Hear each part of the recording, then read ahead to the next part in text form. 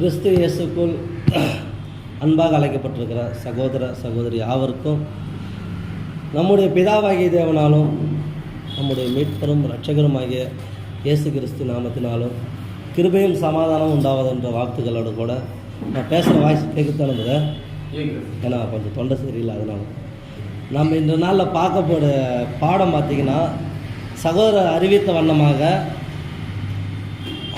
பரிசேயர் மற்றும் ஆயக்காரர்கள் அப்படின்ற ஒரு தலைப்புகளாக பார்க்குறோம். இதுக்கு ஆதார வசனம் பார்த்திங்கன்னா லூக்கா 19ஆம் அதிகாரம்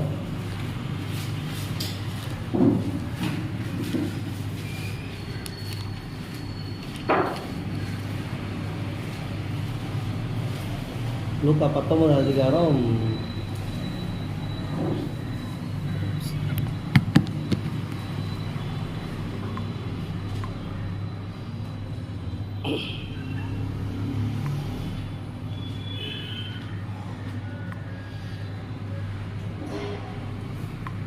10ஆம் வசனம் வாசிங்க சிஸ்டர். இழந்து போனதை தேடவும் ரட்சிக்கவுமே மனுஷகுமாரன் வந்திருக்கிறார் என்றார். மன்னிக்கவும் சிஸ்டர். 18ஆம் அதிகாரம் 10ஆம் வசனம் வாசிங்க சிஸ்டர். இரண்டு மனுஷன் ஜெபம் பண்ணும்படி தேவாலயத்துக்கு போனார்கள்.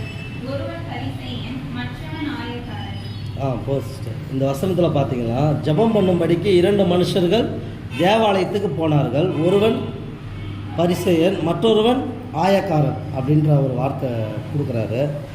இப்போ நம்ம யாரை பார்க்க போகிறோம்னா இந்த பரிசேயர்கள் தான் பார்க்க போகிறோம் ஃபஸ்ட்டு. ஏன் நம்ம இந்த நாளில் வந்து இவங்களை பார்க்குறோம் அப்படின்னிங்கன்னா, இவங்க எங்கே போகிறாங்க? தேவாலயத்துக்கு போகிறாங்க. அப்போ தேவாலயத்துக்கு போகிற இவங்க 2 பேர் யாருன்னா முக்கியமான நபர்கள். இஸ்ரேல் ஜனங்கள் மத்தியில் இவங்க 2 பேரும் முக்கியமான ஒரு நபர்கள். யாருன்னு கேட்டால் பரிசேயர் மற்றும் ஆயக்காரர்கள். அப்போ இந்த கடைசி காலத்தில் இந்த பரிசேயர்கள் ஆயக்காரர்கள் இருக்கிறார்களா அப்படின்னு கேட்டால் வசனம் சொல்லுது தேவாலயத்துக்கு அப்படின்னு. அப்போ இப்போயும் தேவாலயத்துக்கு வரோம் நம்ம. அப்போ இந்த இடத்துல பரிசேயர் ஆயக்காரர்கள் இருக்கிறாங்களா அப்படின்னா இருக்கிறாங்க. அதுதான் அங்கே சொல்கிறாரு. அப்போ இந்த பரிசேயர்களை முதலாக நம்ம பார்க்குறப்ப இந்த பரிசேயர்கள் அப்படின்னா நம்மளுக்கு டக்குன்னு என்ன மைண்டுக்கு வருங்க? பரிசேயர் அப்படின்னா மைண்டுக்கு என்ன வரும்? இயேசு கிறிஸ்துவை வேவு பார்த்தோன்னு சொல்லலாமா? அவர் என்ன பேசுகிறாரோ அந்த குற்றங்களை கண்டுபிடிக்கிறவர்கள்னு சொல்லலாமா? அப்போ இந்த பரிசேயர்கள் வந்து ஏன் இயேசு கிறிஸ்து காலத்தில் இவ்வளோ பெரிய ஆளாக இருந்தாங்க? பெரிய ஆளுங்க அவங்க. ஏன்னு கேட்டால் யூத ஜனங்கள் மத்தியில் இந்த பரிசேயர்கள் என்ன சொல்கிறாங்களோ அந்த யூத ஜனங்கள் கேட்பாங்க. அவ்வளோ பெரிய செல்வாக்கே இவங்களுக்கு எப்படி வந்துச்சு? முதலாவது ஒரு கேள்வி. இந்த பரிசேயர்கள் எந்த கோத்திரத்தை சேர்ந்தவர்கள்? 2வது கேள்வி. இந்த பரிசேயர்கள் எந்த காலத்தில் வந்தவர்கள்? இது 3வது கேள்வி. அப்போ இந்த பரிசேயர்கள் எந்த காலத்தில் வந்தார்கள் அப்படின்னு நம்மளை கேள்வி கேட்டால் நம்ம எப்படி சொல்லுவோம்? கிறிஸ்துக்கு முன்னாடி. அதாவது இது எப்படி நம்ம ஆதாரமாக இதை சொல்லலாம் அப்படின்னு நீங்கள் கேட்டிங்கன்னா, இந்த பரிசேயர்கள் வந்து கிமு 586 சாலமோன் கட்டின தேவாலயம் இருக்குது இல்லைங்களா? அந்த தேவாலயத்தை வந்து நேபுகாத் நேச்சர் அப்படின்ற ஒரு ராஜா வந்து என்ன பண்ணாருன்னா இடித்து தரமட்டமாக்கி தேவாலயத்தில் உள்ளதெல்லாம் எடுத்துகிட்டு போயிட்டார். அதை நம்ம ஹிஸ்ட்ரி படிச்சிருக்கோம். தேவாலயத்தில் இருந்தது எல்லாத்தையும் எடுத்துகிட்டு இவர் என்ன பண்ணிக்கிறாருன்னா தேவாலயத்தை மட்டுமல்ல, பெரிய பெரிய கட்டிடங்கள் என்னென்ன இருந்துச்சோ அது ராஜாவோட வீடும் சரி, பெரிய பெரிய கட்டிடத்தெல்லாம் இவர் எரிச்சிட்டு தேவாலயத்தில் உள்ளதெல்லாம் எடுத்துகிட்டு யாருன்னா இந்த நேபுகாத் நேச்சர் போயிட்டார். அப்போ இதுக்கு ஆதார வசனங்கள் நம்ம வாசிப்போம். 2 ராஜாக்கள் 25:9 வாசிச்சிட்டு.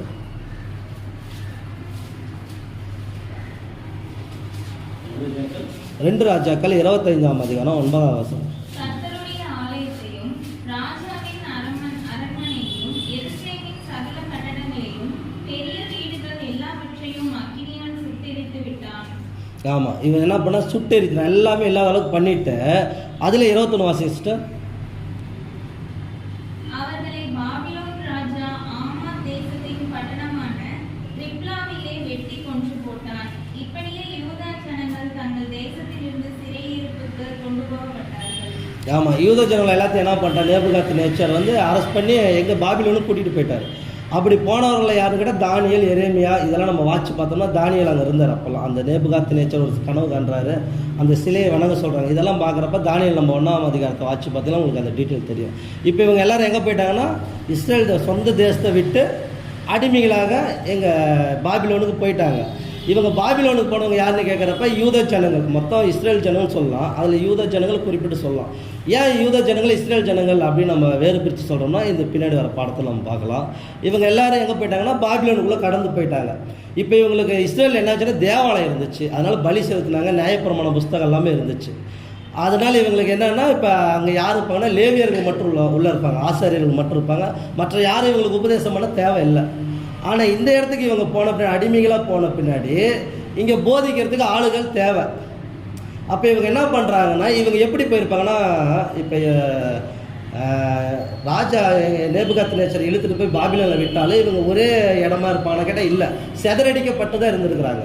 ஏன்னா இவங்க ஒரே இடத்துல இல்லை. ஏன்னா நம்ம யூதரோட வரலாறு படிக்கிறப்ப ஹிட்லர் காலத்துலாம் பார்த்தா தனித்தனியாக போட்டு கொடுமை பண்ணியிருப்பாங்க. ஏன்னு கேட்டால் யூதர்கள் அப்படி நியாயப்பிரமாணத்தை வழி நடத்தல, வேறு மாதிரி நடந்துக்கிட்டாங்க. அதுக்கு தண்டனைகளாக தான் இதெல்லாம் கொடுத்தாரு தேவன். அப்படி பார்க்குறப்ப இந்த பாபிலோனில் இவங்க எப்படி இருந்தாங்கன்னா செதறி இருந்தாங்க. அந்த இடத்துல இவங்க ஒரு தீர்மானம் எடுக்கிறாங்க, நம்மளுக்கு நியாயப்பிரமாணம் இல்லை, பலி செலுத்துறதுக்கு ஆலயம் இல்லை, இப்போ நம்ம என்ன பண்ணணும்னு கேட்குறப்ப நம்மளுக்கு போதிக்கிறதுக்கு சில பேர் தேவை. அப்படின்றப்ப இவங்களா சேர்ந்து சில நபர்களை செலெக்ஷன் பண்ணுறாங்க. எப்படின்னு கேட்குறப்ப யாரெல்லாம் நியாயப்பிரமாணத்தை ஓரளவுக்கு மெச்சூரிட்டியாக இருக்கிறாங்க அப்படின்னு தேடுறாங்க. ரெண்டாவது, நியாயப்பிரமாணத்தை சரியாக போதிக்கிறவங்களாக இருக்கிறாங்களான்னு தேடுறாங்க. இப்படி தேடுறப்ப தான் இந்த கூட்டத்திலேருந்து சில வகுப்பாரை செலெக்ஷன் பண்ணுறாங்க.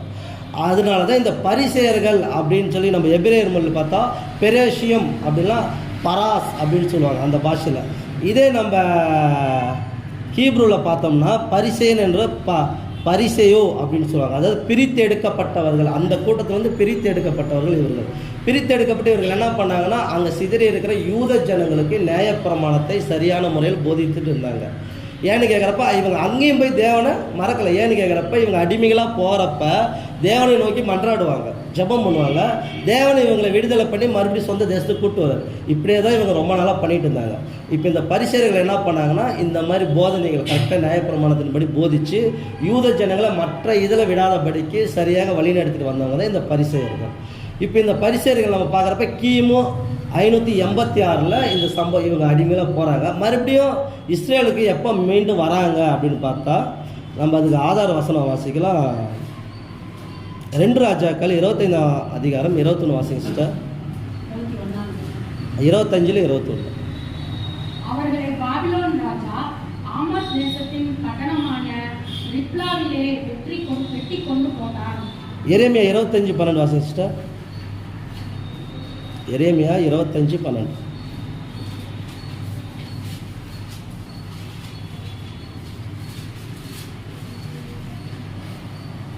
70 வருஷம் நிறைவேறின பின்பு நான் பாபிலோன் ராஜாவின் இடத்திலும் அந்த ஜாதியின் இடத்திலும் கல்தேயருடைய தேசத்தின் இடத்திலும் அவர்களுடைய அக்கிரமத்தை விசாரித்து அதை நித்திய பாலிடமாக்கி.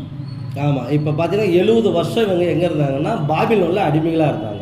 இப்போ இந்த 70 வருஷத்தில் இவங்க பரிசேயர்கள் எப்படி வளர்ந்துருப்பாங்கன்னா, ஓரளவுக்கு அங்கேயே யூத ஜனங்க மத்தியில் பரிசேயர்கள் ஒரு விசேஷத்த நபரெல்லாம் மாறிவிட்டாங்க. ஏன்னு கேட்டால் இவங்க போதிக்கிறவங்க. அப்போ 70 வருஷம் இவங்க அங்கே அடிமைகளாக இருந்துட்டு மறுபடியும் எங்கே வராங்கன்னா சொந்த தேசத்துக்குள்ளாக வராங்க. இது நம்ம பார்த்தா எரேமியாவில் படித்து பார்த்தோம்னா இது டீட்டெயில் நம்மளுக்கு தெரியும். சொந்த தேசத்துக்கு, அதாவது எப்படின்னா நேபுகாத்நேச்சாருக்கு அதுக்கப்புறம் யாருன்னா மேதா பரிசேயர்கள் வராங்க. அப்போ தரியு ராஜா கிட்ட வந்து இவர் சொல்கிறார், இந்த மாதிரி என்னுடைய தேசமும் என்னுடைய நகரெல்லாம் பாலாகி கிடக்குது ராஜா. அப்படின்றப்ப அவர் என்ன பண்ணுறாருன்னா, உன்னோட தேசத்துக்கு போய் உன்னோட தேவாலயத்தை கட்டிக்கொள்ளு அப்படின்னு சொல்லி சில வெகுமதிகளாக கொடுக்க சொல்லி சில தீர்மானங்கள் போடுறாரு. அப்போ இவங்க எங்கே வராங்கன்னா 70 வருஷம் கழித்து மறுபடியும் இஸ்ரேலுக்குள்ளே வந்து தேவாலயத்தை மறுபடியும் எடுத்து கட்டுறாங்க. தேவாலயத்தை எடுத்து கட்டி எதுக்காகனா, மறுபடியும் சொந்த தேசத்தை நாங்கள் வந்து சேர்ந்துட்டோம், நாங்கள் பலி செலுத்தி தேவனை ஆராதிக்க போகிறோம் அப்படின்னு சொல்லி இவங்க தேவாலயத்தை கட்ட வராங்க. இப்போ நம்மளுக்கு ஒரு கேள்வி, தேவாலயத்துக்குள்ளே யார் இருப்பா? தேவாலயத்துக்குள்ளே யார் வேலை செய்வா? யார்? லேவியர்கள் வேலை செய்வாங்க. இப்போ பரிசேயர்கள் நம்ம யார், எந்த கோத்திரம்? நம்மளுக்கு தெரிஞ்ச பரிசேயர்கள் எந்த கோத்திரம்? இதுக்கு ஒருத்தர் இருக்கிறார், யாருன்னு கேட்டால் பவுல் இருக்கிறார். பவுல் யாருன்னு கேட்டீங்கன்னா பரிசேயர். அவர் எந்த கோத்திரம்னா பெஞ்சமின். அப்போ பரிசேயர் ஒருத்தர் போய் பாடத்தை கற்றுக்கிட்டாருங்க, அவர் யாருங்க? அவரும் பெஞ்சமின் கோத்திரம் தான். அப்போ பவுலை நம்ம வச்சு பார்த்தோம்னா இந்த பரிசேயர்கள் யாருன்னு சொல்லலாம்னா பெஞ்சமின் கோத்திரம் அப்படின்னு சொன்னோம்னா கரெக்டாக இருக்குங்களா? அப்படின்னா ஒரு இதில் ஓகே, ஒரு இதில் ஓகே. அப்போ மீதி கோத்திரத்தில் 12 கோத்திரம் இருக்குது இல்லைங்களா? அப்போ இந்த பெஞ்சமின் கோத்திரம் மட்டும் விசேஷமாக பரிசேயர்களாக இருந்தால் மீதி 11 கோத்திரம் நம்ம என்ன சொல்லலாம்? ஏன்னா யூத கோத்திரம் பிரதான கோத்திரமாக இருக்குது. அப்போ இப்போ இந்த கோத்திரங்கள் எங்கே பிரிக்கப்பட்டுச்சு? ஏன்னா இவங்க அடிமையாக இருக்கிறத நம்ம பார்த்தோம். இவங்க போய் 70 வருஷம் அடிமையாக இருந்தாங்க. அந்த இடத்துல பிரித்து எடுக்கப்பட்ட சில வகுப்பாக இருந்தால் அந்த பரிசேயர்கள் பார்த்தோம். அப்போ இந்த கோத்திரங்கள் தேவன் எப்போ பிரித்தார் அப்படின்னு பார்த்தீங்கன்னா நம்ம எங்கே சொல்லலாம்னா, சாலமோனுடைய பையன் பேர் என்னங்க? ரெகபெயாம். அவருடைய காலத்தில் தான் பிரித்தது. ஏன்னு கேட்குறப்ப ஃபஸ்ட்டு ராஜா சவுல் ராஜா, இஸ்ரேல் கோத்திரத்தை ஆண்டவர். அடுத்தது தாவீது ராஜா, அடுத்தது சாலமோன். சாலமோனுக்கு அப்புறம் தேவன் என்ன சொன்னார்னா, உன்னுடைய அதாவது உனக்கு கொடுக்கப்பட்ட தேசத்தை நான் பிரிக்கிறேன். அந்த வசனம் நம்ம ஆதார வசனம் வாசிப்போம். 2 நாளாகமோ 36:18 வாசிச்சு. தேவனுடைய ஆலயத்தின் பெரிதும் சிறிதுமான பணிமுட்டுகள் அனைத்தையும் கர்த்தருடைய ஆலயத்தின் பொக்கிஷங்களையும் ராஜாவுக்கும் அவன் பிரபுக்களுக்கும் இருந்த பொக்கிஷங்களும் ஆகிய அனைத்தையும் பாபிலோனுக்கு கொண்டு போனான். அது 19 வருஷம் சிஸ்டர். அவர்கள் தேவனுடைய ஆலயத்தை தீப்படுத்தி எருசலேமின் அலங்கத்தை இடித்து அதில் மாளிகைகளை எல்லாம் அக்கினியால் சுட்டெரித்து அதிலிருந்த திவ்யமான பனிமூட்டுகளை எல்லாம் அழித்தார்கள். சிஸ்டர் 2 நாளாகமோ 10-12 வரைக்கும் அப்படி வாசிங்க சிஸ்டர். 10ஆம் அதிகாரம் 4ஆம் வசனத்தில் அப்படி வாசிங்க சிஸ்டர்.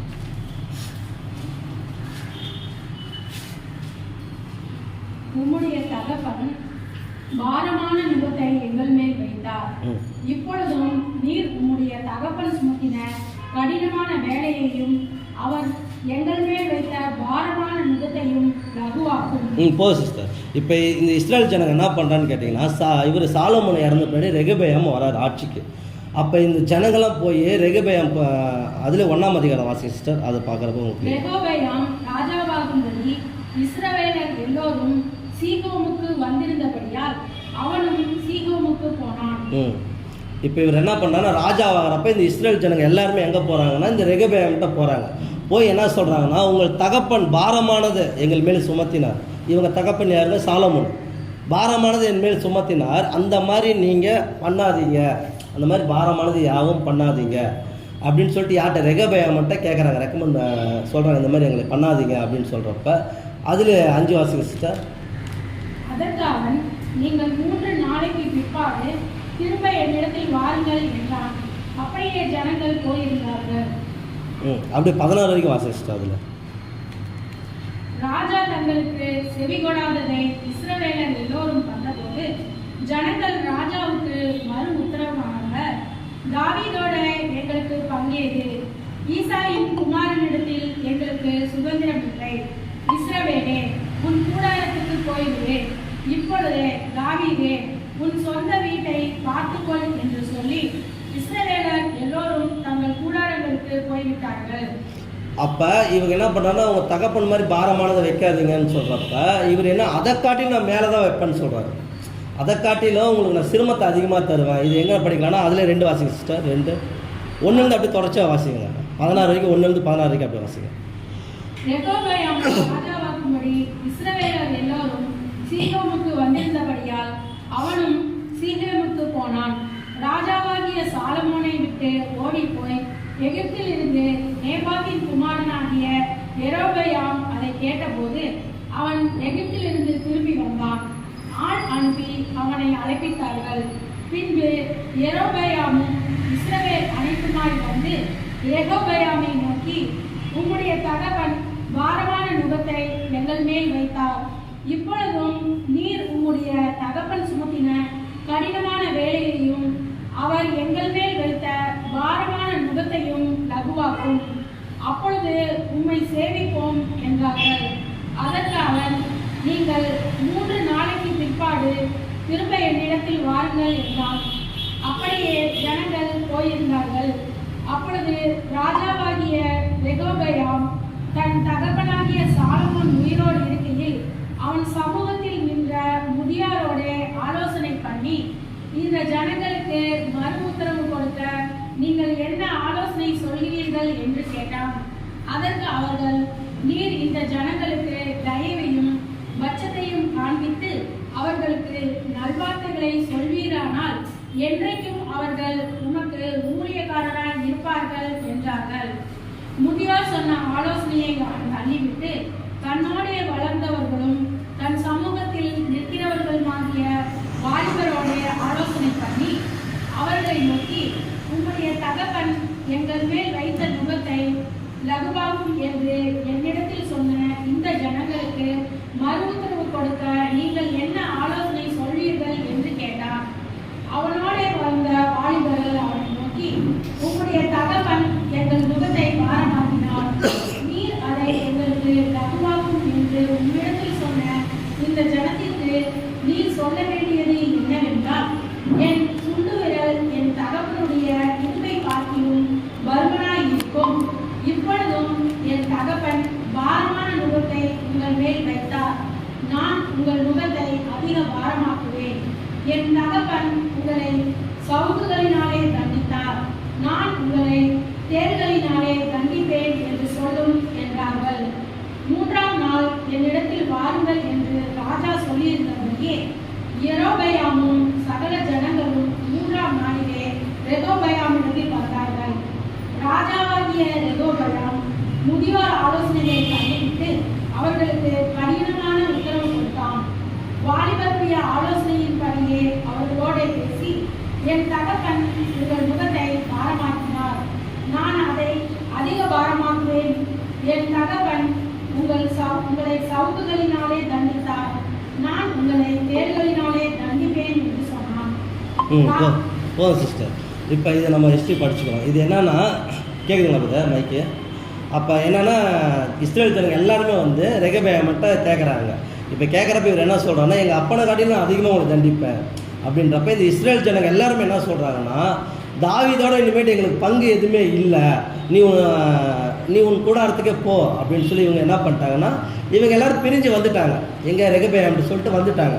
இப்போ வர பார்த்தா இவங்க என்ன பண்ணுறாங்கன்னா, ரெகொபெயாம் என்ன பண்ணுறாருன்னா, யூதா கோத்திரமும் பெஞ்சமின் கோத்திரமும் இவர் ரெகொபெயாம் அரசாட்சி பண்ணிட்டு இருக்கிறாரு. ஆனால் இந்த 10 கோத்திரம் யார் பண்ணுறாங்கன்னா, யெரொபெயாம் பண்ணிட்டு இருக்கிறாரு. அதுக்கு ஆதார வசனம் 1 ராஜாக்கள் 12:20 வாசிங்க சிஸ்டர். 12:20 20 1 ராஜாக்கள் சாரிங்க சிஸ்டர் 1 ராஜாக்கள் 12:20.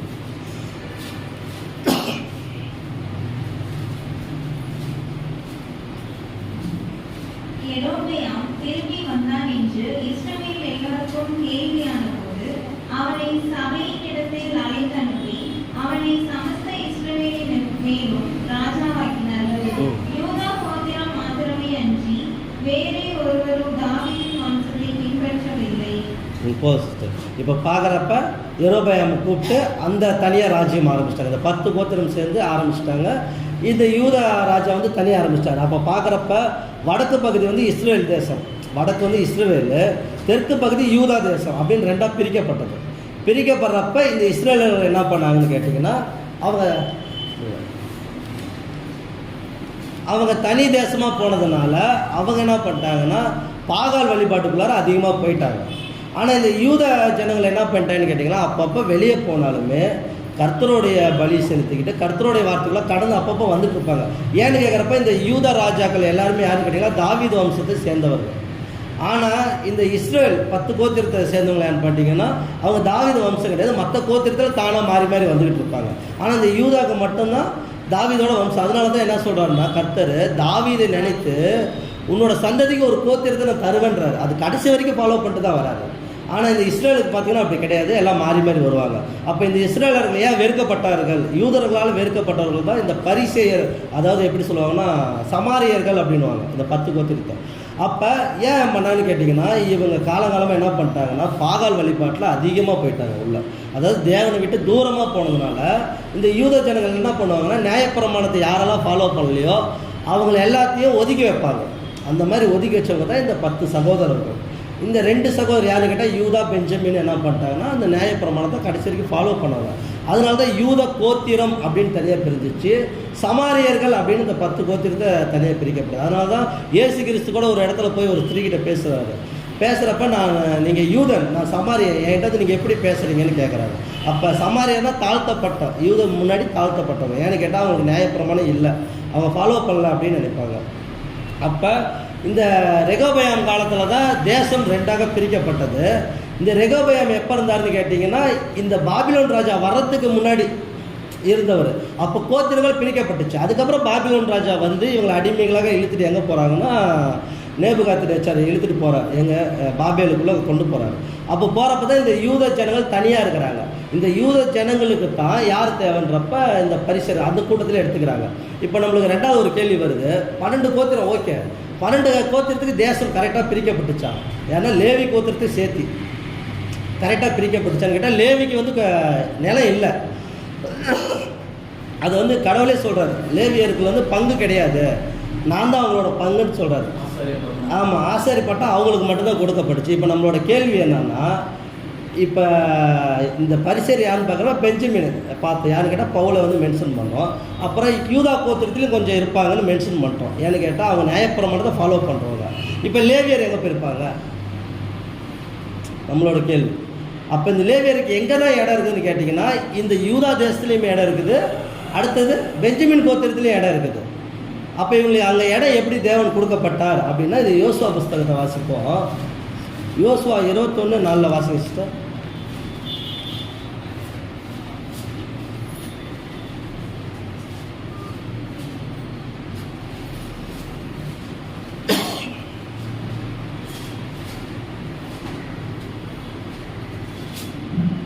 கோகாத்தியரின் மக்களுக்கு சீட்டு விழுந்தது.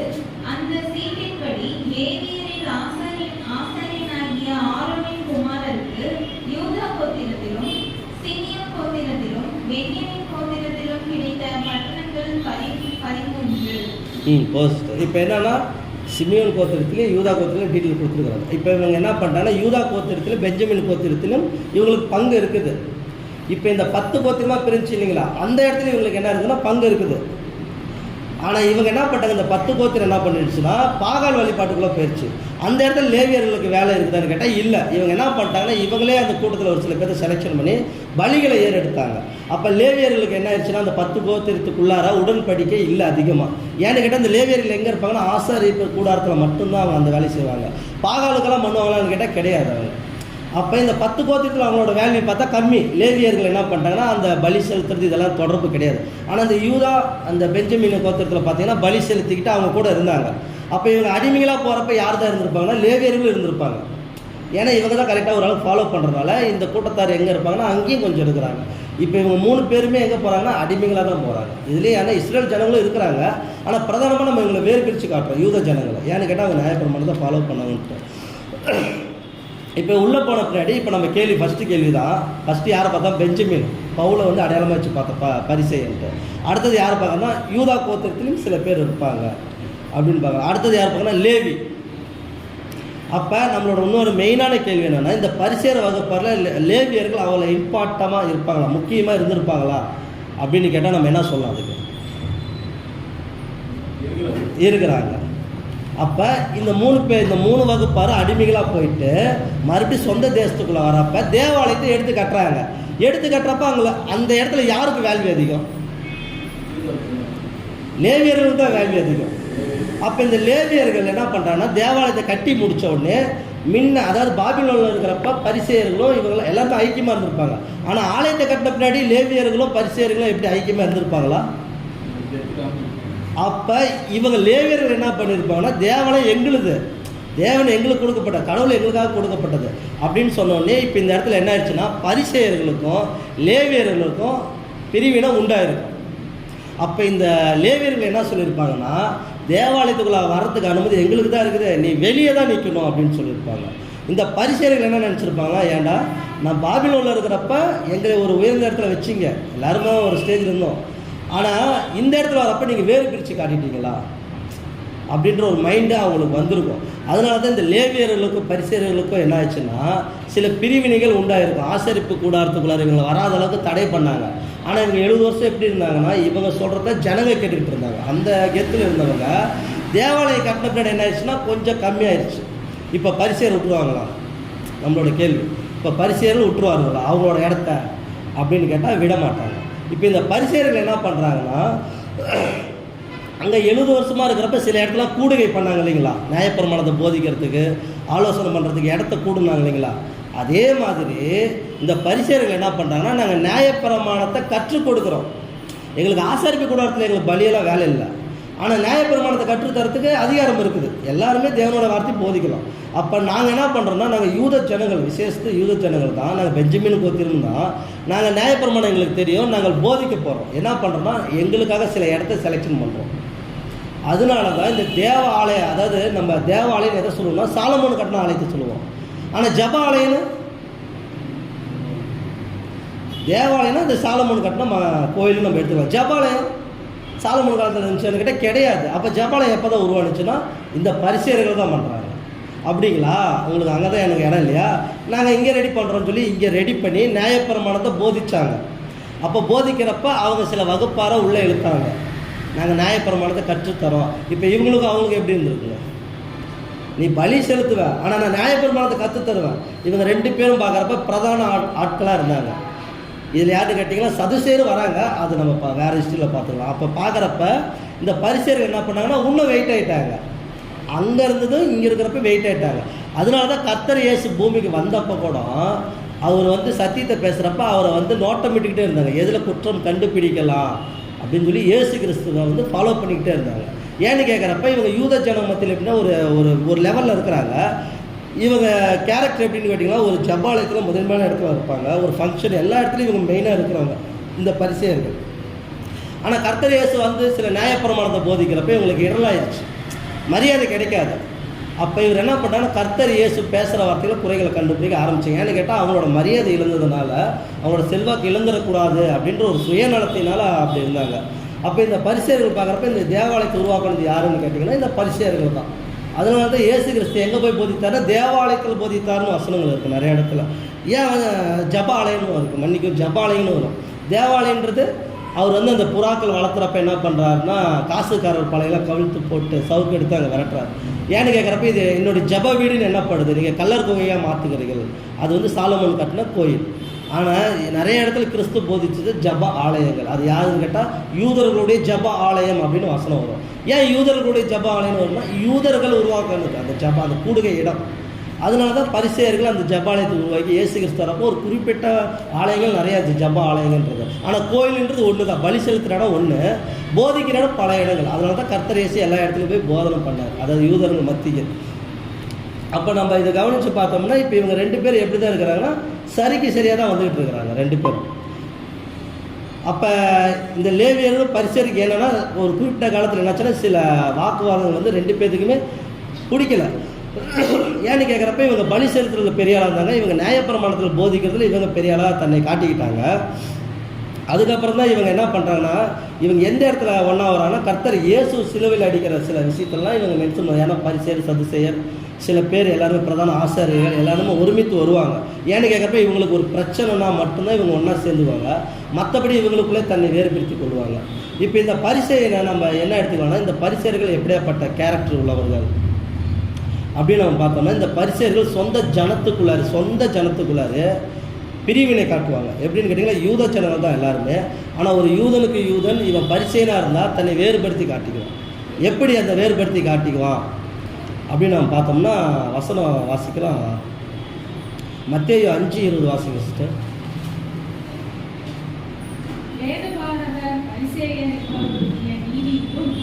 உங்கள் நீதி அதிகமாகிறாவிட்டால் பரலோக ராஜ்யத்தில் பிரவேசிக்க மாட்டீர்கள் என்று உங்களுக்கு சொல்கிறேன்.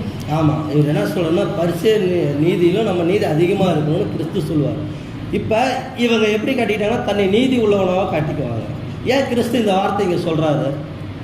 பரிசேயர்களை கிறிஸ்து பார்த்துருக்காரு. ஏன்னா கிறிஸ்துக்கு முன்னாடி இந்த பரிசேயர்கள் இருந்தாங்க. அவர் எல்லாத்தையும் ஆண்டவரை இயேசு கிறிஸ்து பார்த்துட்டு, பரிசேயர்கள் நீதியிலும் அதிகமான நீதி இல்லாவிட்டால் பரலோக ராஜ்யத்தில் சுதந்திரிக்க மாட்டீங்க அப்படின்னா. சரி, பரிசேயர் அளவுக்கு நீதி இருந்தால் அவங்களுக்கு மேலே இருந்தால் தான் பரலோக ராஜ்யன்றாரு. அப்போ அவங்களோட ஈக்குவல் இருந்தால் பரலோக ராஜ்யம் இல்லைன்னு தான் சொல்கிறாரு. அப்போ இந்த பரிசேயர்கள் எந்த விஷயத்தில் அதிகமாக கண்ணோக்கமாக இருந்தார்கள்னு பார்த்தா, லூக்கா 11:42 வாசிச்சிட்டேன்.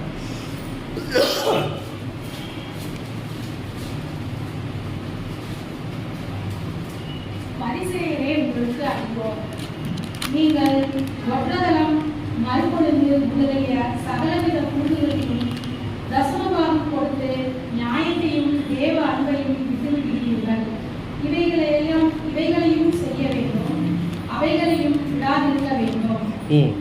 இவங்க என்ன பண்ணுறாங்கன்னா தசம பாகத்துலேருந்து எல்லாமே இவங்க கரெக்டாக இவங்க செலுத்துகிறாங்க.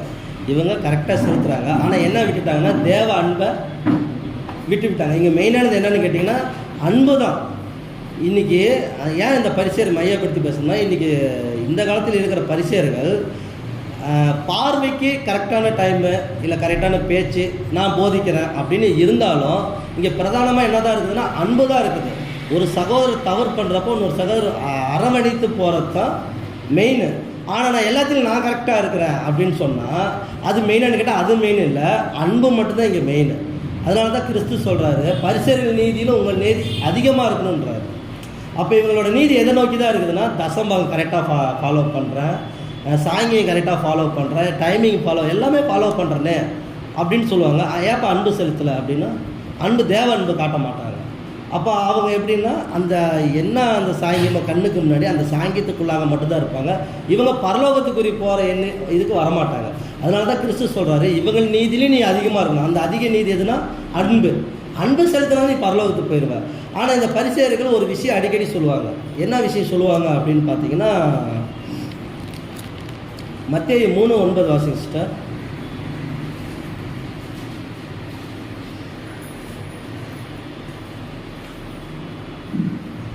ஆபிரகாம் எங்களுக்கு தகப்பன் என்று உங்களுக்குள்ளே சொல்லிக்கொள்ள நினையாதிருங்கள்.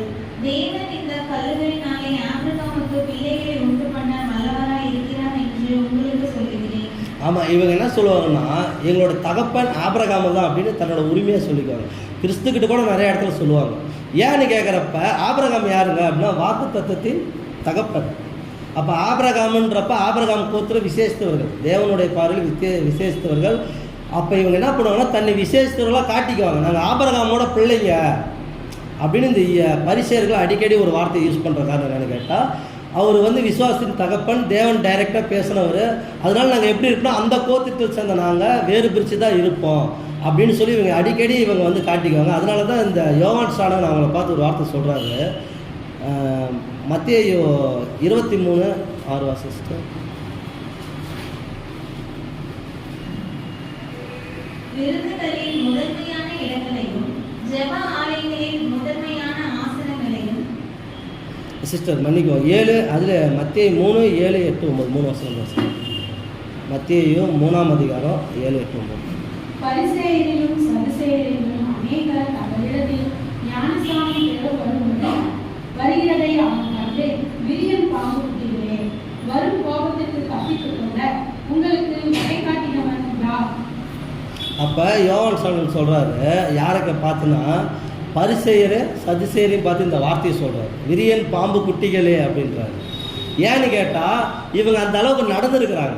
என்னென்னா தன்னோட சுயநலத்துக்காக நியாயப்பிரமாண சட்ட திட்டங்களை அவங்களுக்கு தகுந்த மாதிரியே போதிச்சிருக்கிறாங்க. அதனால தான் இந்த யோவான் ஸ்நானகன் இந்த வார்த்தையை சொல்கிறாங்க. இவங்க எங்கே வராங்கன்னா மன திரும்புதல் ஞானஸ்நானம் கொடுக்குற இடத்த நோக்கி வராங்க.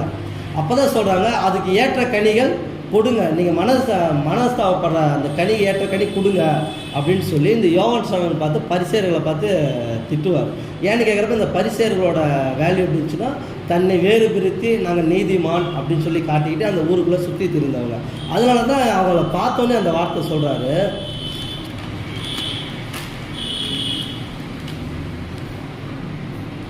இதே மத்தேயு 15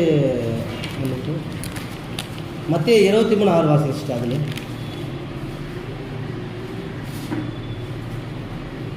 விருந்துகளில் முதன்மையான இடங்களையும் ஜப ஆலயங்களில் முதன்மையான ஆசனங்களையும் சந்தைகளில் வந்தனங்களையும் மனுஷரால் ரவி ரவி என்று அழைக்கப்படுகிறவர்களையும் விரும்புகிறீர்கள். அவங்களோட கேரக்டர் சொல்கிறார் கிறிஸ்து. இவங்க எப்படி பண்ணால் ஜப ஆலயங்களில் முதன்மையான இடத்துல எதிர்பார்க்குறவங்க. மைண்ட் அளவு முதன்மையான இடம் கொடுத்தா மட்டும்தான் அவங்க அந்த இதில் ஏற்றுக்குவாங்க. அடுத்தது இவங்க விசேஷத்தில் எதாக இருந்தாலும் இவங்க முதன்மையாக வச்சாதான் அதுக்கு வருவாங்க, இல்லைன்னா இவங்க அந்தளவுக்கு வரமாட்டாங்க. இவங்க எப்படின்னா வீதிகளிலே எல்லா இடத்துலையும் இவங்க எப்படி இருப்பாங்கன்னா தன்னை வேறு பிரித்து காட்டுற மாதிரி இருந்தால் மட்டும்தான் இவங்க உள்ளே வருவாங்க. ஏன்னு கேட்குறப்ப நம்ம இந்த ஆதார வசனம் வாசித்து இவங்க தேவாலயத்துக்கு போன 2 மனுஷங்களை பற்றி நம்ம இங்கே பேசுகிறோம். ஏன்னு கேட்குறப்ப இந்த தேவாலயத்தில் இருக்கிறாங்க, அதை பற்றி தான் நம்ம இங்கே மென்ஷன் பண்ணுறோம். இவங்க தன்னை எந்த இடத்துலையுமே தன்னை உயர்த்தி கொள்கிற கேரக்டர் உள்ளவங்க தான். அதனால தான் இவங்க என்ன சொல்கிறாங்கன்னா ஆபிரகாம் பிள்ளைங்கன்னு தன்னை வேறு பிரித்து காட்டுறாங்க. ஆனால் இவங்க ஆபிரகாம் பிள்ளைங்களான்னு கேட்டால் சத்தியத்தின்படி பார்த்தா இவங்க கிடையாது. ஆபிரகாம் பிள்ளைங்க எப்படி நம்ம அந்த வசனத்தை நம்ம ஒரு வசனம் பார்த்தோம், தேவ அன்பு வெளிப்படுத்தணும். தசம்பாகம் கொடுக்கறது மட்டும் மெயின் இல்லை, தேவ அன்பு வெளிப்படுத்துறவங்க தான் ஆபிரகாம் பிள்ளைங்க. ஆனால் இவங்க அன்பை வெளிப்படுத்த மாட்டாங்க, தன்னை சட்டத்திட்டத்துக்கு உட்படுத்திக்குவாங்க, எல்லாத்துக்கும் உட்படுத்திக்குவாங்க, ஆனால் அன்பை காட்ட மாட்டாங்க. கேட்டால் ஆபிரகாம் பிள்ளைங்க அப்படின்னு சொல்லுவாங்க. ஆனால் இவங்க ஆபிரகாம் பிள்ளைங்களான்னு கேட்டால் அதுதான் கிறிஸ்து சொல்கிறாரு, கிடையாது. ஏன்னு கேட்குறப்ப சதிசேர் பரிசேர் புளித்த மாவு குறித்து எச்சரிக்கையாக இருங்கன்னு சொல்லுவார் ஒரு இடத்துல. அந்த புளித்த மாவுன்னு என்னென்னு சொன்னால் உபதேசங்கள். அவங்களோட உபதேசம் உபதேசம் பண்ணுவாங்க, ஆனால் அதை எப்படி ஃபாலோ பண்ண மாட்டாங்க. அதனால தான் அவங்க புளித்த மாவு குறித்து எச்சரிக்கையாக இருங்கன்னு சொல்லி நம்ம கர்த்தராகிய இயேசு கிறிஸ்து எதுக்காக சொன்னார்னா, இவங்க சொல்கிறது மட்டும்தான், ஆனால் செய்கலை கிடையாது. இது மத்தேயு 15:4-8 வரைக்கும் வாசிச்சிட்டேன்.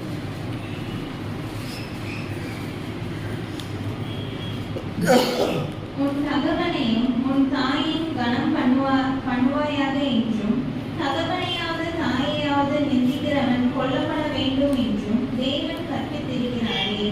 நீங்களோ எவனாயினும் தகப்பனையாவது தாயையாவது நோக்கி, உனக்கு நான் செய்யத்தக்க உதவி எது உண்டோ அதை காணிக்கையாக கொடுக்கிறேன் என்று சொல்லி, தன் தகப்பனையாவது தன் தாயையாவது கனம் பண்ணாமல் போனாலும் அவனுடைய கடமை நீங்குதென்று போதித்து, உங்கள் பாரம்பரியத்தினாலே தேவனுடைய கற்பனையை அவமாக்குகிறவர்களாய் இருக்கிறீர்கள். மாயக்காரரை, உங்களை குறித்து இந்த ஜனங்கள் தங்கள் வாயினால் என்னிடத்தில் சேர்ந்து தங்கள் உதடுகளினால் என்னை கனம் பண்ணுகிறார்கள். அவர்கள் இருதயமோ எனக்கு தூரமாய் விலகி இருக்கிறது. சிஸ்டர், அந்த வசந்த பரிசுத்த பைபிள் வாசிங்க சிஸ்டர். 15:4 மட்டும் வாசிங்க சிஸ்டர். இவங்க நியாயப்பிரமாணத்தை எப்படி போதிச்சார்கள் அப்படின்னு சொல்லி கர்த்தராகிய இயேசு கிறிஸ்து ஒரு ஸ்டேட்மெண்ட் தராரு. மத்தேயு 15:4.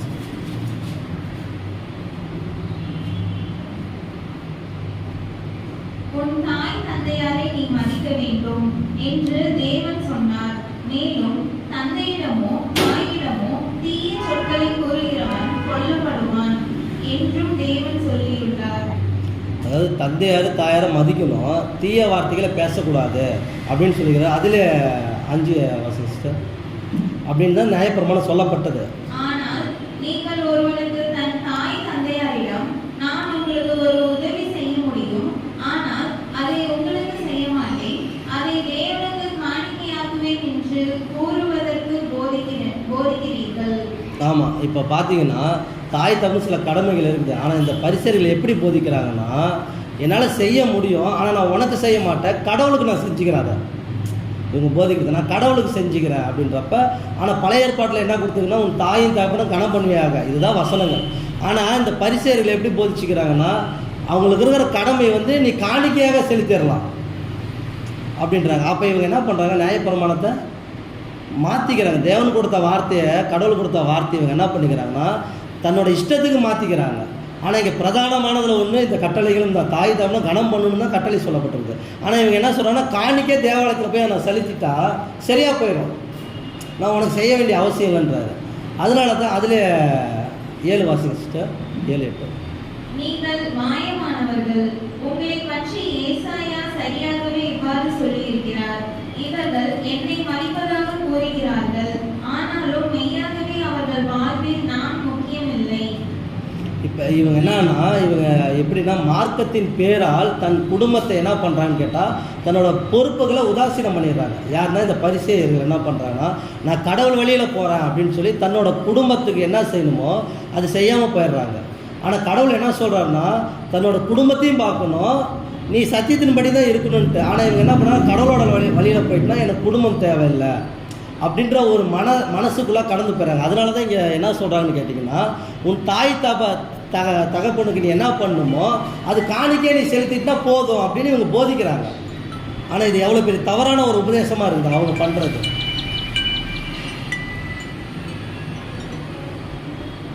ஆனால் நம்ம கடவுள் அப்படி கொடுத்தாரா பார்த்தீங்கன்னா கிடையாது. தாய் தகவலும் கனம் பண்ணணும், சாகர வரைக்கும் கனம் பண்ணணும். இதுதான் நியாயப்பிரமாணத்தின் சட்டத்திட்டம். இப்போ இவங்க என்ன பண்ணுறாங்கன்னா சட்டத்திட்டத்தை மாற்றுறாங்க. அதனால தான் பரிசேர் சதிசேர் புளித்த மாவு குறித்து எச்சரிக்கையாக இருங்கன்னு சொல்கிறார். ஏன்னா அது புளித்த மாவு, அது புளிப்பில்லாத மாவு கிடையாது, புளித்த மாவு. சத்தியம்னா அது கள்ள உபதேசமாக அவங்க போதிக்கப்படுறாங்க.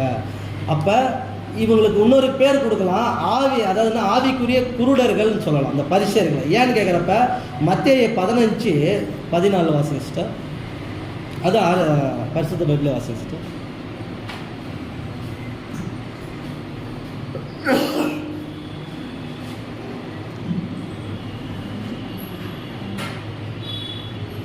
பரிசேயர்களிடமிருந்து விலகி இருங்கள்.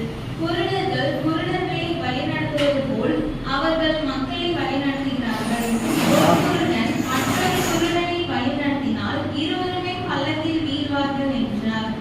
பரிசேயர்கள் எப்படி இருக்கிறாங்கன்னா ஆவிக்குரிய குருடர்கள். ஏன்னு கேட்டால் இங்கே வசனமே கிளியராக சொல்லுது, குருடருக்கு குருடர் வழிகாட்டக்கூடுமோ அப்படின்னு கிறிஸ்து சொல்கிறார். ஏன்னு கேட்குறப்ப இவங்க பரலோகத்துக்கு போகிற வாய்ப்பை இவங்களுக்கு என்ன அந்த வாய்ப்புன்னு தெரியல. இவங்க போதிக்கிறாங்க, நியாயப்பிரமாணத்தை படித்து எல்லாம் சொல்கிறாங்க, ஓகே. ஆனால் பரலோகத்துக்கு போகிற வாய்ப்பை ஒரு இடத்துல சொல்கிறாரு, நீங்களும் பரலோகத்துக்கு பிரவேசிக்க மாட்டீங்க, போகிறவங்களையும் விட மாட்டீங்க அப்படின்றாரு. ஏன்னு கேட்டால் இவங்க குருடராகவே இருக்கிறாங்க. இவங்க என்னதான் சத்தியத்தை போதித்தாலுமே இந்த வகுப்பார் எப்படி இருக்கிறாங்கன்னா சத்தியத்தை கேட்பாங்க, சகோதர மத்தியில் நல்லா இருப்பாங்க, ஆனால் என்னென்னா குருடாகவே இருப்பாங்க. புரியல, தெரியல, அந்த வசனம் எதை நோக்கி சொல்லுது, அந்த வசனம் எப்படி இருக்க சொல்லுது, தான் எப்படி வாழணும். முதலாவது போதிக்கிறவன் அந்த போதனைக்கு தகுந்த மாதிரி வாழணும், அதுதான். ஆனால் இந்த வகுப்பார் எப்படி இருக்கிறாங்கன்னா எவ்வளோதான் சத்தியம் கிடைச்சாலுமே அவங்க கண்கள் குருடாக தான் இருக்கும். நான் சரியாக இருக்கிறேன், என் பார்வைக்கு நான் சரியாக இருக்கிறேன், நான் வசனம் கரெக்டாக போதிக்கிறேன், என் வீட்டுக்குள்ளே நான் கரெக்டாக இருக்கிறேன்ற மைண்ட் செட்டப்பில் தான் இருப்பாங்களே தவிர வசனம் என்ன சொல்லுதோ அதை கரெக்டாக நிதானித்து அந்த பரலோக பாதை, இந்த அன்பு காட்டுற பாதை இவங்களுக்கு தெரியாது. அதனால தான் என்ன சொல்கிறேன்னா குருடனுக்கு குருடன் வழிகாட்டக்கூடுமோன்றார் கிறிஸ்து சொல்கிறார் அந்த வார்த்தை. இவங்க குருடருப்பா அப்படின்ட்டு. அப்போ இந்த பரிசேயர்கள் லிஸ்ட்டை நம்ம பார்க்குறப்ப தன்னை இவங்க வேறுபடுத்தி காட்டுற ஒரு வகுப்பார்.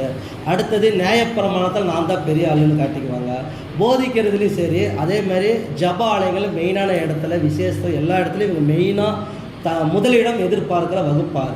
அதேமாரி சகோதர மத்தியில் சத்தியம் தெரிஞ்ச சகோதர மத்தியில் இவங்க எப்படி இருப்பாங்கன்னா, இந்த சகோதரன் பெட்டர் நான் போதிக்கிறேன், இந்த சகோதரன் பெட்டராக நான் பேசுகிறேன், எனக்கு எல்லாமே தெரியும்னு சொல்லி தன்னை மேன்மையை காட்டிக்கொள்வார். ஏன்னு கேட்டால் 1,44,000 பேரும் சமம். கிறிஸ்துவே சொல்கிறாரு என்னுடைய அங்கம் சொல்கிறாரு. ஆனால் இவங்க என்ன சொல்கிறாங்கன்னா இந்த பிரதருக்கு நான் தலையாகவே இருப்பேன் அப்படின்னு இவங்க சொல்லுவாங்க. ஆனால் கிறிஸ்துவோட பொருள் எல்லாம் ஒன்று தான். இந்த பரிசேயர் வகுப்பார் கடைசி வரைக்கும் இவங்க மேன்மை காட்டுறவங்களாக இருப்பாங்க. இப்போ நம்ம இந்த பரிசேயரை பார்க்குறப்ப ஓரளவுக்கு நம்ம பார்த்துருக்கோம். இவங்க எங்கே இருந்தாங்கன்னு கேட்குறப்ப இவங்க எங்கே உருவானா பாபிலோனில் உருவாகி அங்கே நியாயப்பிரமாணத்தை போதித்து அங்கேருந்து இஸ்ரேலுக்குள்ளே வரப்ப இஸ்ரேலில் ஜப ஆலயங்கள் உருவாக்குனவர் இந்த பரிசேயர்னு பார்த்தோம். இவங்க எந்த கோத்திரம்னு பார்க்குறப்ப ஒன்று பெஞ்சமினில் சேர்ந்தவங்க, இன்னொன்று யூதா கோத்திரத்தில் இருக்கிறாங்க. இந்த 2 கோத்திரத்தில் தான் பிரதானமாக இருப்பாங்க. லேவி கோத்திரத்தில் இருப்பாங்களான்னு கேட்டால் கம்மி வகுப்பாடு தான் இருப்பாங்க. ஏன்னு கேட்டால் அவங்க பலி செலுத்துறதுல அதிக ஈடுபாடு இருக்கிறதுனால இந்த இதுக்குள்ளே என்ட்ரி ஆக மாட்டாங்க. அப்போ அதனால தான் இவங்க யாருன்னு கேட்குறப்ப யூதர்கள். அதனால தான் இயேசு கிறிஸ்து ஆயக்காரோட சாப்பிட்றப்ப இன்னொன்னோட போதகர் ஆயக்காரோட பாவிகளோட சாப்பிட்றாங்களே அப்படின்னு இவங்க கேட்பாங்க. அப்போ இந்த ஆயக்காரர்கள் யாருன்னு சொல்லி நம்ம பார்ப்போம். ஆயக்காரர் என்றால் என்ன சொல்லணும்னா வரி வசூலிப்பவன், இதுதான் ஆயக்காரர். அப்போ இந்த ஆயக்காரர் எந்த கோத்திரத்தை சேர்ந்தவங்க இவங்களையும் நம்ம கேட்டால் இவங்க யாருன்னு கேட்டால் இவங்க சொந்த ஜனம் தான், யூதா கோத்திரம் தான் இவங்களும். அப்போ இந்த ஆயக்காரர்கள் எந்த வருஷம் வந்தாங்க, இந்த ஆயக்காரர் எதனால் ஆயக்காரர்களாக மாறினாங்க அப்படின்னு கேட்டிங்கன்னா, நம்ம ஃபஸ்ட்டு பார்த்தா பாபிலோன் ராஜ்யம் இருந்துச்சு, இவங்க அடிமையாக போனாங்க. அதுக்கப்புறம் மேதோ பேசுகிற காலத்தில் வந்தாங்க. இந்த மேதோ பேசுறதுக்கு அடுத்தது ரோமனியர்கள். மேதோ பேசுகிற ஆண்ட அனைத்து தேசங்களும் ரோமனியர்கள் கைப்பற்றினாங்க. அதில் ஒரு பகுதியில் இஸ்ரேல் தேசமும் கைப்பற்றினாங்க. இந்த ரோமனியர்கள் என்ன பண்ணுவான்னு கேட்டிங்கன்னா, இவங்க வரி வசூலிப்பாங்க. இப்போ ரோம் எங்கே இருக்குன்னா இத்தாலியில் இருக்கிற ஒரு பகுதியில் இருக்கிறவங்க உலகம் ஃபுல்லாக பிடிக்கிறப்ப ஒவ்வொரு தேசத்துக்கு போய் இவங்க வரியெல்லாம் வசூல் பண்ண முடியாது. அதனால இவங்க என்ன பண்ணுவாங்க, அந்தந்த இடத்துக்கு சில வகுப்பாரை செலெக்ஷன் பண்ணுவாங்க. அப்போ இந்த ரோமனியர்கள் என்ன பண்ணாங்கன்னா இந்த யூத ஜனத்துலேயும் சில செலெக்ஷன் பண்ணி அவங்களையே அவங்களுக்கு வரி வசூலித்து இந்த கவர்மெண்ட்டுக்கு தரத்துக்கு நியமித்தவங்க தான் இந்த ஆயக்காரர்கள்னு சொல்லுவோம். இந்த ஆயக்காரர்கள் ஏன்னு கேட்டால் அவங்களும் யூதர்கள் தான், இந்த பரிசேயர்களும் யூதர்கள் தான்.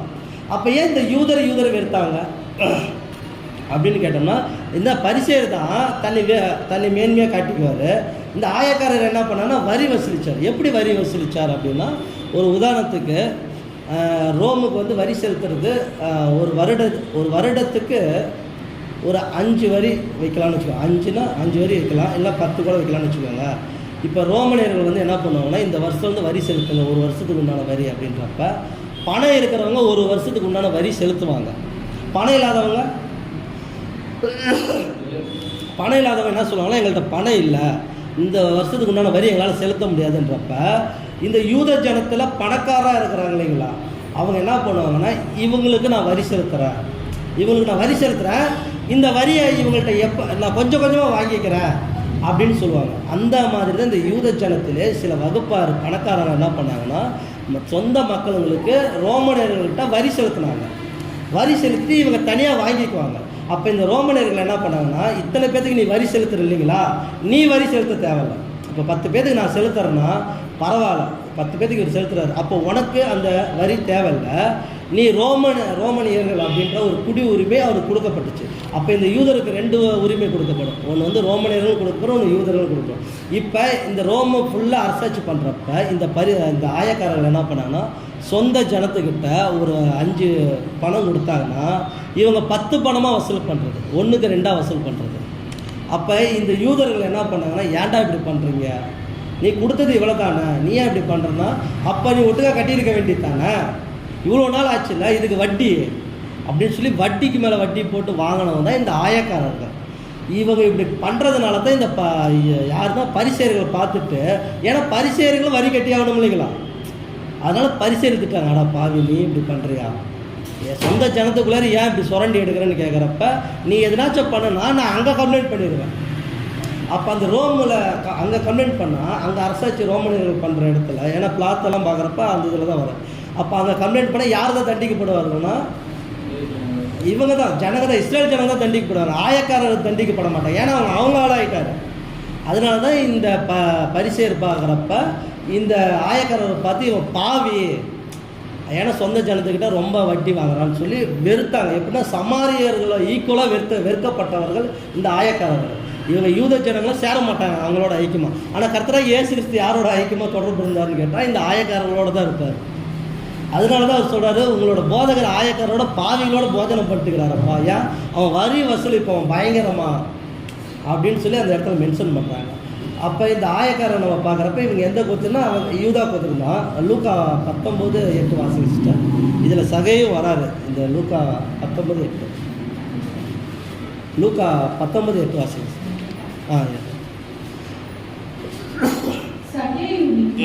கர்த்தரை நோக்கி, ஆண்டவரே, என் ஆஸ்திகளின் பாதியை ஏழைகளுக்கு கொடுத்தேன். நான் ஒருவரிடத்தில் எதையாகிலும் அநியாயமாய் வாங்கினது உண்டானால் நாளத்தனியாக திரும்ப செலுத்துகிறேன் என்றான். இப்போ இவர் சொல்கிறார், ஒரு அநியாயம் வந்து அந்த நாளத்தனி, அப்போ அநியாயமாக வாங்கியிருக்கிறாருன்னு அர்த்தம். வாங்கினது உண்டானால் அதை நான் திரும்பி செலுத்துகிறேன்னா வாங்கியிருக்கிறாங்க, ஆயக்காரங்களாம் வாங்கியிருக்கிறாங்க, வரி எக்ஸ்ட்ராவே வாங்கியிருக்கிறாங்க. அதனால தான் சகை இந்த வார்த்தை சொல்கிறார். அதுக்கு தான் கர்த்தர் இயேசு சொல்கிறாரு, இந்த வீட்டுக்கு இன்றைக்கு ரட்சிப்பு வந்தது அப்படின்றார். அப்போ சகை எப்படி தான் இருந்தாலும் பெரிய பணக்காரனாக தான் இருந்திருக்கிறார். அதில் வாசிங்க சிஸ்டர் தொடர்ச்சா. இயேசு அவனை நோக்கி, இன்றைக்கு இந்த வீட்டிற்கு ரட்சிப்பு வந்தது, இவனும் ஆபிரகாமுக்கு குமாரனாய் இருக்கிறானே. சிஸ்டர், இப்போ இவனும் ஆபிரகாமுக்கு. அப்போ ஏன் இந்த வார்த்தை அவர் சொன்ன, இதுக்கு முன்னாடி சொன்னாரா கேட்டால் இல்லை. ஏன்னு சொன்னால், நான் எதை பண்ணோம் அதை நான் திருப்பி செலுத்திடுறேன், அந்த தவறை நான் திருத்திக்கிறேன்ட்டார். அப்போ அவர் என்ன சொல்கிறாருன்னா, இவனும் ஆபிரகாமுக்கு குமாரன் தானே. இதை கேட்டவங்க யாருன்னு பார்த்தீங்கன்னா பரிசேயர்கள்லாம் கேட்டுட்டு இருக்கிறாங்க ஒரு கூட்டமாக. அப்போ அவங்களுக்கு எப்படி இருந்திருக்கு, என்னது இவன் ஆபிரகாம் குமாரனா, நாங்கள் தான் ஆபிரகாம் குமாரன், நாங்கள் கரெக்டாக இருக்கிறோம், இவன் பாவி, இவனை எப்படி அவர் சொல்கிறார். இந்த விஷயத்தெல்லாம் பரிசேயர்கள் பார்த்து தான் கர்த்தராகிய இயேசு கிறிஸ்துவை கொல்லணும்னு கொல்லணும் அப்படின்னு முடிவு பண்ணிட்டாங்க. ஏன்னு கேட்டால் இவர் எல்லாத்தையுமே சத்தியத்தின் நிமித்தமாக என்ன பண்ணால் அரவணைக்கிறார். இப்போ ஆபிரகாம் பிள்ளை தான்றப்ப இவங்க ஆபிரகாம் தான் இவங்க ஸ்ட்ராங்காக இருந்தாங்க. ஆபிரகாம் எங்களுக்கு தகப்பன் அப்படின்னு சொல்லுவாங்க. அப்போ இந்த பாவிக்கு அவர் தகப்பனா அப்படின்னு அவருக்கு சமூகம் வந்துச்சு. அதனால தான் சொல்கிறாரு, உங்களோட போதகரை வந்து என்ன பண்ணால் பாவிகளோட ஆயக்காரம் போஜனம் பண்ணுறது சரியில்லை அப்படின்ற மாதிரி சீசர்கள் கூப்பிட்டு சொல்கிறாங்க. இதே மத்திய 21:32 வாசிச்சு.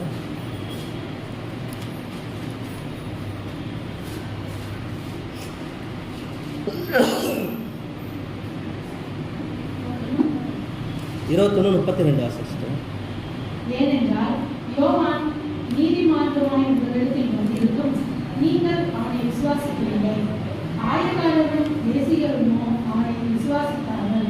நீங்கள் அதை நீங்கள் கண்டும் அவனை விசுவாசிக்கும்படியாக பின்பார்க்கிலும் மனஸ்தாபப்படவில்லை என்றார். இப்போ இவர் கர்த்தர் இயேசு என்ன சொல்கிறாருன்னா, ஏன்னு கேட்குறப்ப யோவான் ஸ்நானன் இந்த பூமிக்கு வந்தப்போ யார் ஏற்றுக்கிட்டாங்கன்னு கேட்குறாரு. யாருன்னா பரிசேயர் முன்னாடி கேட்குறாரு, ஜனங்க முன்னாடி பேசுகிறப்ப அதுக்கு அவங்க என்ன சொல்கிறாங்கன்னா, இவர் கர்த்தர் இயேசு என்ன சொல்கிறாருன்னா, பரிசேயர் அவர் ஏற்றுக்கல. யாருன்னா ஆயக்காரரும் பாவிகளும் தான் யோவான் ஸ்நானனை ஏற்றுக்கிட்டாங்க. அதுக்கப்புறம் அவரோட யோவான் ஸ்நானன் செயல்முறைகளை பார்த்து நீங்கள் மனம் திரும்பினீங்களான்னு கேட்டால் கடைசி வரைக்குமே அவங்க மனம் திரும்பலை. அந்த வசனத்தை திருப்பி வாசிச்சுட்டா பரிசேயர்கள் என்ன பண்ணாங்கன்னா கடைசி வரைக்கும் அதை ஒத்துக்கல.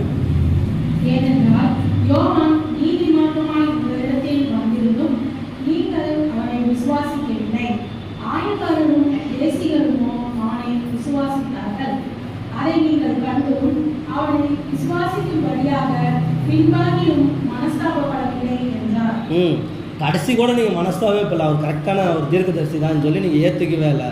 ஏன்னு கேட்குறப்ப ஒரு இடத்துல வந்து கர்த்தர் இயேசு கேட்குறாரு, யோவான் கொடுத்த ஸ்தானம் தேவனால் உண்டானுச்சா மனுஷரால் உண்டானுச்சான்னு கேட்குறப்ப அதுக்கு இவங்க என்ன சொல்லுவாங்கன்னா, தேவனால் உண்டானுச்சுன்னு சொன்னோம்னா அப்புறம் ஏன் யோவான் ஸ்நானனை ஏற்றுக்கலன்னு ஜனங்க கேட்பாங்க.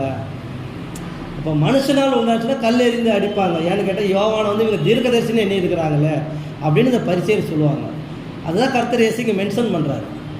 அப்படி பார்க்குறப்ப ஏன் நீங்கள் பாவிகளும் ஆயக்காரன் தானே யோவானை ஏற்றுக்கிட்டாங்கப்பா, ஏன் நீங்கள் ஏற்றுக்கல, கடைசி வரைக்குமே நீங்கள் அது மனஸ்தாபம் கூட படலை அப்படின்னு கேட்குறாரு. அப்போ இவங்க என்ன பண்ணிட்டாங்கன்னா, உண்மையான வர தீர்க்கதரிசி கூட இந்த பரிசேயர்களை ஏற்றுக்க மாட்டாங்க. அதாவது உண்மையான ஒரு தேவ மனுஷன் சபையில் தெரிந்தாலும் இவர் கரெக்டாக நடந்துக்கிறாரு, இவர் அன்பு செலுத்துகிறாரு, இவர் நீதியாக தான் பேசுகிறாரு அப்படின்னு இவங்க ஒத்துக்கவே மாட்டாங்க. ஏன்னு கேட்டால் நாங்கள் தான் எங்களுக்கு தான் எல்லாமே தெரியும், எங்களுக்கு தான் எல்லாமே தெரியும், அந்த மனுஷன் உண்மையாக தான் பேசுவார், பாகுபாடு இல்லாமல் தான் கரெக்டாக நடுநிலையாக இருப்பார். இவங்க ஏற்றுக்கவே மாட்டாங்க. நாங்கள் தான் நடுநிலையாகிறோம், நாங்கள் தான் சரியாக பேசுகிறோம். அதனால தான் கர்த்தர் இயேசு சொல்கிறாரு, கடைசி வரைக்கும் நீங்கள் மனஸ்தாபம் படவே இல்லை, கடைசி வரைக்கும் திருச்சபையாக நாங்கள் இருக்கிறோம்னு சொல்லி உணராமையே இவங்க 2ஆம் மரணத்துக்குள்ளாக தான் கடந்து போவாங்களா தவிர பரலோக வாய்ப்புக்கு இந்த பரிசேயர்கள் வரவே மாட்டாங்க. இது மத்தேயு 3:12 வாசிங்க சிஸ்டர்.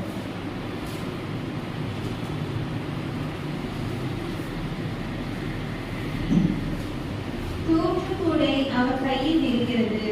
அவர் தமது களத்தை நன்றாய் விளக்கி தமது கோதுமையை களஞ்சியத்தில் சேர்ப்பார், கதிரையோ அவியாத அக்கினியினால் சுட்டெரிப்பார் என்றான். லூக்கா 7:29 வாசிங்க சிஸ்டர்.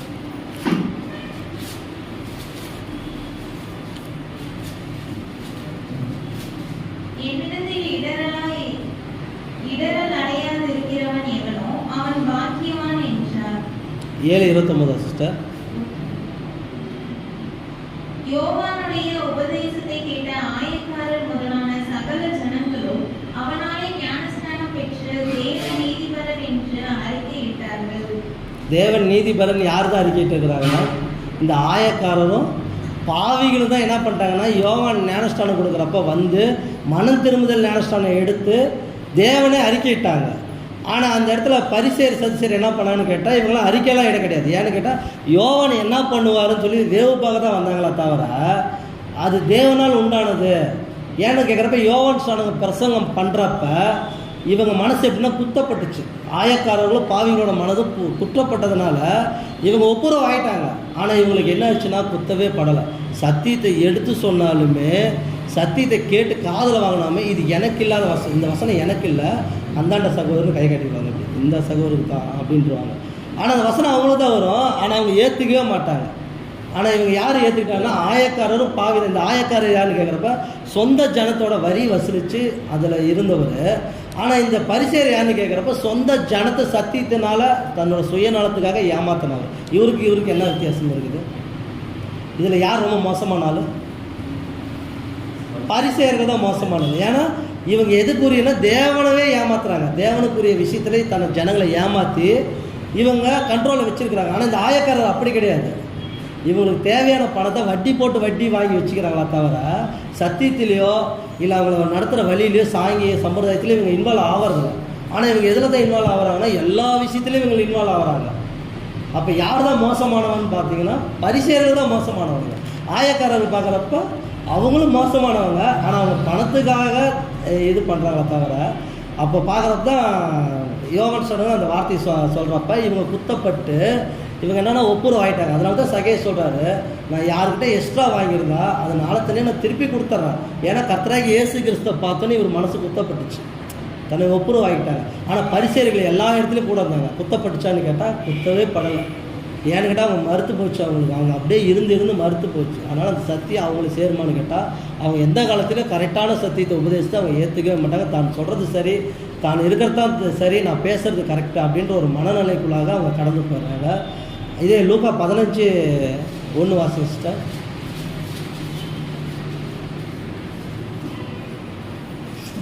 சகல ஆயக்காரரும் பாவிகளும் அவருடைய வசனங்களை கேட்கும்படி அவரிடத்தில் வந்து சேர்ந்தார்கள். லூக்கா 5:29 வாசிச்சிட்டேன். 5:27, 28, 29 3 வாசிச்சிட்டேன். அப்பொழுது வேதபாரகரும் பரிசேயரும் யோசனை பண்ணி, தேவதூஷணம் சொல்லுகிற இவன் யார்? தேவன் ஒருவரே அன்றி பாவங்களை மன்னிக்கத்தக்கவர் யார் என்றார்கள். இப்போ இவங்க என்ன சொல்கிறாங்கன்னா, தேவ தூஷணம் சொல்லுகிற இவன் யார்? அந்த இடத்துல கூட இது தேவனால் உண்டானுச்சா மனுஷரால் உண்டாச்சான்னு கூட அவங்க சொல்ல. அப்போ இவங்க என்ன தான் பண்ணுறாங்கன்னா, குற்றங்களை கண்டுபிடிக்கிறவங்களாக மட்டும்தான் இந்த பரிசேயர்கள் பூமியில் இருந்தார்கள். அதனால தான் நம்ம லூக்கா 18:10 வாசிக்கிறப்ப 2 மனுஷர் ஜெபம் பண்ணும்படிக்கு தேவாலயத்துக்கு போனார்கள். ஒருவன் பரிசேயன், மற்ற ஒருவன் ஆயக்காரன் அப்படின்னு கர்த்தர் இயேசு இந்த வார்த்தை ஊமைகளாக ஜனங்களுக்கு போதிக்கிறார். ஏன் அந்த இடத்துல கர்த்தர் இயேசு போதிக்கணும்னு கேட்டால் இவங்க 2 பேர் யாருன்னு வேறு பிரித்து காட்டத்தான் அங்கே போதிக்கிறாரு. லூக்கா 18:11 வாசிங்க சிஸ்டர். 18:11 லூக்கா.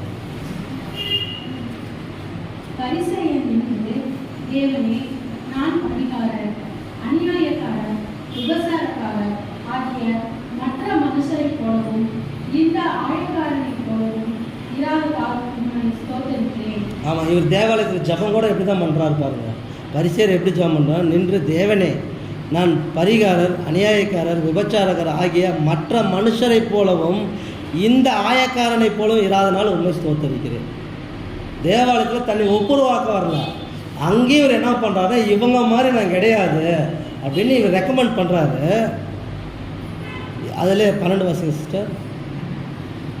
வாரத்தில் 2 தினம் உபவாசிக்கிறேன், என் சம்பாதியத்தில் எல்லாம் தசமபாகம் செலுத்தி வருகிறேன் என்று தனக்குள்ளே ஜெபம் பண்ணினான். ஆமாம், வாரத்தில் 2 தரம் உபவாசிக்கிறேன், என் சம்பாதியத்தில் எல்லாம் தசம பாகம் செலுத்துகிறேன் என்று தனக்குள்ளே ஜெபம் பண்ணார்.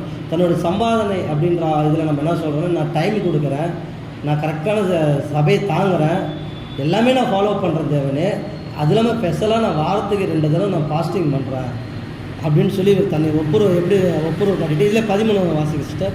இது ஆயக்காரர் ஜெபம் செய்கிறாரு. 13 வாசிங்க சிஸ்டர். ஆயக்காரன் தூரத்திலே நின்று தன் கண்களையும் வானத்துக்கு ஏறெடுக்க துணியாமல் தன் மார்பிலே அடித்துக்கொண்டு, தேவனே, பாவியாகிய என் மேல் கிருபையாய் இரும் என்றார். இந்த ஆயக்காரர் என்ன பண்ணுறாருன்னா, தூரத்திலே நின்று, தேவாலயத்தை வாசப்படையிலே நின்று, அப்படி வச்சுக்கலாம், கொஞ்சம் தூரம்னா தூரத்தில் நின்று இவர் என்ன பண்ணுறாரு, தன் கண்களை வானத்துக்கு ஏறெடுக்க துணியாமல், அந்த துணிச்சலே இல்லை, துணியாமல் தன் மார்பில் அடித்து கொண்டு, தேவனே, பாவியாகி என்மேல் கிருபையாய் இரும் என்று ஜெபம் செய்தார். இவர் ஜெபம் பண்ணுறப்ப என்னென்னா தன்னை ஒப்புரவு ஆகிக்கொள்வார். ஆனால் அவர் ஜெபம் என்னென்னா அந்த இடத்துலையும் தேவன் முன்னாடி தன்னை வேறு பிரித்து காட்டார். அதனால தான் கர்த்தர் இயேசு இந்த ஊமையை எதற்காக சொல்கிறார் அப்படின்னா, லூக்கா 18:9 வாசிங்க அப்படியே.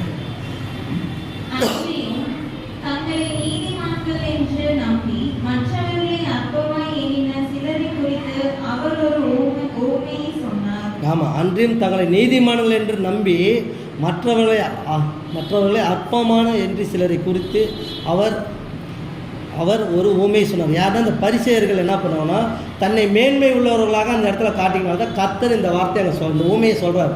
பார்க்குறாரு, பரிசேயர்கள் எல்லாத்தையும் பார்க்குறாரு, பார்த்துட்டு ஜனங்களை பார்த்து ஒரு ஊமையை இவங்களை மென்ஷன் பண்ணி பேசுகிறாரு. ஏன்னு கேட்குற, ஜபாலயத்துக்கு 2 பேர் போகிறாங்க, அவங்களோட ஜபம் எப்படியாப்பட்டதுன்னு பெரியவனை காட்டுறப்ப, ஏன்னு கேட்குறப்ப இவங்க தங்களை பெரிய ஆளாக காட்டிக்கிறாங்க. இவங்களுக்கு இது குத்தப்பட்டுன்னு சொல்லி தான் கர்த்தர் இயேசு அந்த இடத்துல தன்னை வேறு பிரித்து அவங்க 2 பேர்த்துக்குள்ள மையத்தை வேறு பிரித்து காட்டுறாரு. இதே லூக்கா 7:39 வாசிச்சுட்டு.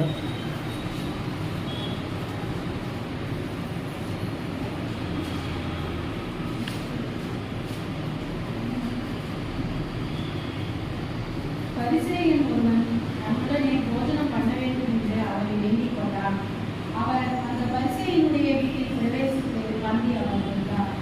அப்பொழுது அந்த ஊரில் இருக்கிற பாவியாகிய ஒரு ஸ்திரீ அவர் பரிசேயர் வீட்டிலே பணியிருக்கிறதை அறிந்து ஒரு பரணியிலே கடின தைலத்தை கொண்டு வந்து அவருடைய பாதங்களின் அருகே பின்னால் நின்று அழுது கொண்டு அவருடைய பாதங்களில் தன் கண்ணீரினால் நனைத்து தன் தலைமயிரினால் குளித்து அவருடைய பாதங்களை முத்தம் செய்து கரிமள தைலத்தை பூசினார்.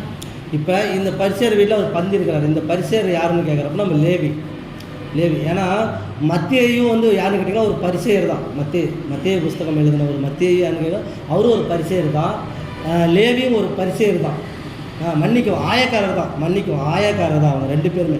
அதனால தான் கர்த்தர் இயேசு என்ன பண்ணுறாருன்னா மத்தேயை பார்த்து என்னை பின்பற்றி வா அப்படின்னு சொல்லி, அவர் ஒரு ஆயக்காரர், ஆனால் நீ என்னை பின்பற்றி வான்னு சொன்னோன்னே அவர் வந்துட்டார். அதே மாதிரி தான் லேவியும் ஒரு ஆயக்காரர், அவரும் அதான் சொல்கிறப்ப இந்த லேவியர் தான் என்ன பண்ணுறான்னு கேட்குறப்போ ஒரு பந்தி ஆயத்தம் பண்ணுறாரு. எதுக்காகனா கர்த்தர் இயேசு வந்து எங்கள் வீட்டில் போஜனம் பண்ணட்டும் அப்படின்னு சொல்லி பண்ணுறப்ப தான் இந்த சீசர்கள் என்ன பண்ணுறாங்கன்னா இவங்க வந்து ஆயக்காரராச்சு அப்படின்னு சொல்லி குற்றம் கண்டுபிடிக்கிறாங்க. ஆனால் இவங்க லேவியும் சரி மத்தேயும் சரி கர்த்தர் இயேசு அழைத்த பின்னாடி என்ன பண்ணாங்கன்னா தன்னை ஒப்புரவாய் என்ன பண்ணிட்டாங்கன்னா கர்த்தருடைய சீசராக மாறிட்டாங்க. ஆனால் இந்த பரிசேயரை வந்து கிறிஸ்து என்னதான் சொன்னாலுமே இந்த பரிசேயர் கடைசி வரைக்கும் மனம் திரும்பவே இல்லை. அதனால தான் கர்த்தராகி இயேசு கிறிஸ்து யாரோட தொடர்பு அதிகமாக இருந்தார்னு கேட்டிங்கன்னா பரிசேயர்கள் பக்கம் அதிகமாக இருந்து பரிசேயர்களை என்ன பண்ணார்னு கேட்குறப்ப அவர் வந்து மனமாற்றத்துக்குள்ளே கொண்டு வந்தார். ஏன் இந்த பரிசேயர்